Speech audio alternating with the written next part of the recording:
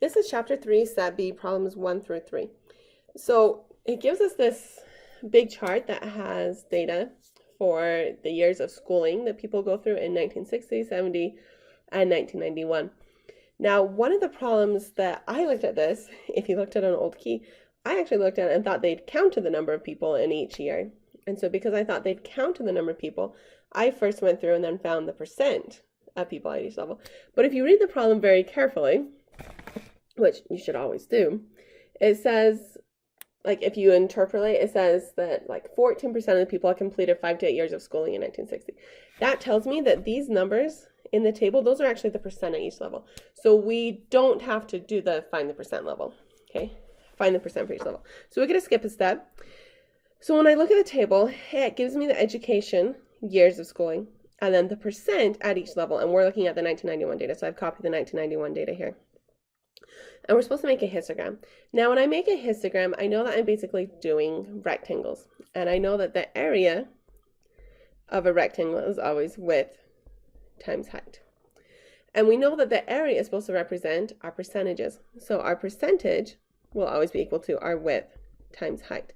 Now, we know the percentage. We can find the width of each interval. Like, so from 0 to 5, well, I just do 5 minus 0 is 5. Or 8 minus 5 would be 3 for the next interval. Or 9 minus 8 would be 1. So it's easy to find the width. What we don't know is the height, so we can graph the rectangles. So what we're going to do is we're going to solve this for our height. We could just do that by dividing both sides of the equation by h. Okay? And so we're going, dividing both sides by w, because I want to get h by itself. So I'm going to divide both sides by w, so I'll get the percentage over w should be equal to my height. And this is the formula that you will see me write more often, or if you prefer, the height equals the percentage over the width. Okay, so that's the formula we're going to use.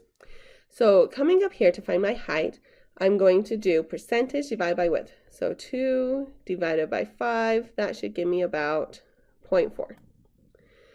My next one, I want percentage is 4 divided by the width of 3 should give me 1.33 for a height.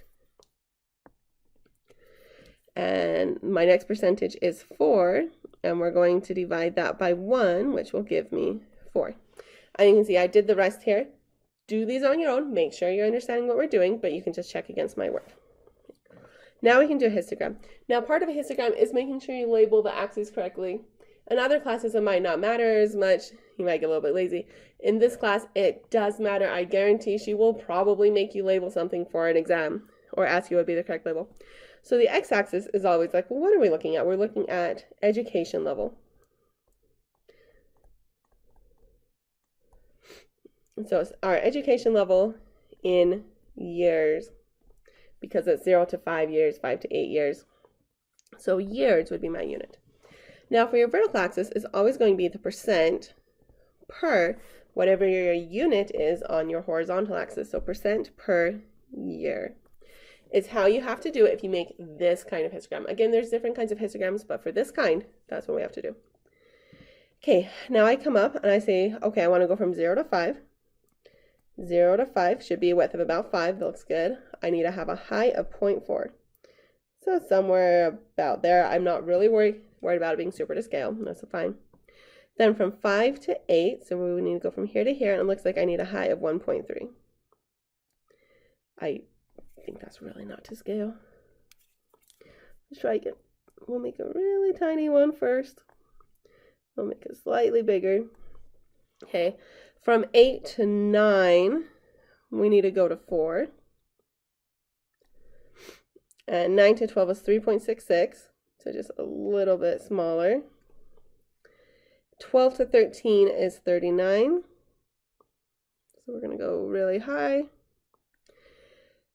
13 to 16 is only 6. And then on the table it originally said 16 plus, but since you need to know how to draw it, they said you could just assume that that was the same as going from 16 to 17, and we need a height of 10.5. So this is my histogram.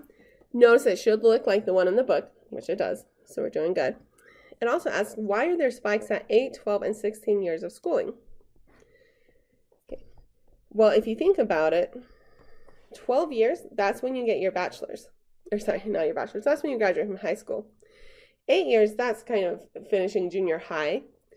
And the 16, 17 years, that would be when you graduate from high school. So those are the graduation years.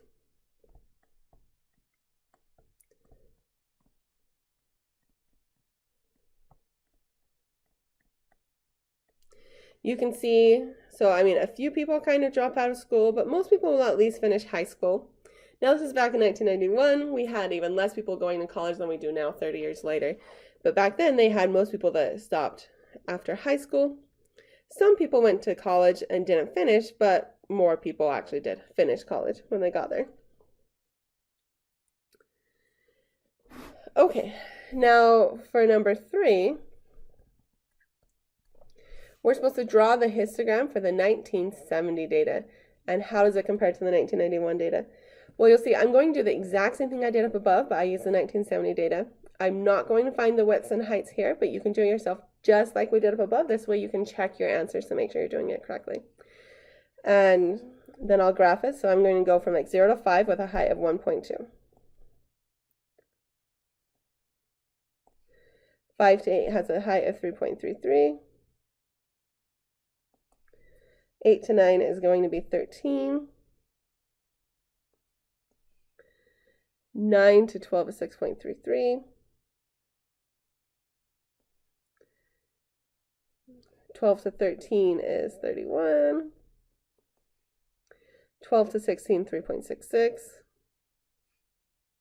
Oh, 13 to 16. 3.66, and from 16 to 17, 5.55. So it wanted us to compare these two. Oh, don't forget you need to write what you're doing. So this would be years. This would be percent per year, because it's always percent per whatever your units were down here. So if I look at the two graphs, what do you notice? Let's see if we can zoom out a little bit. Looking at it, it looks like there were quite a few more people that dropped off here around like junior high. So we had quite a few more people that dropped off, even more people that dropped off back in like elementary school. Let's see, a higher rectangle for this dropping out sometime in high school. It's about the same for graduating high school, but you can see that there's quite a few less people that finish college or go to college or finish college because so many more dropped off when they were younger. So just like we'd probably expect, we would have more people got more schooling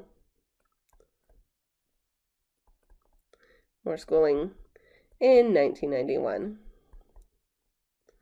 than 1970, which shouldn't surprise any of us.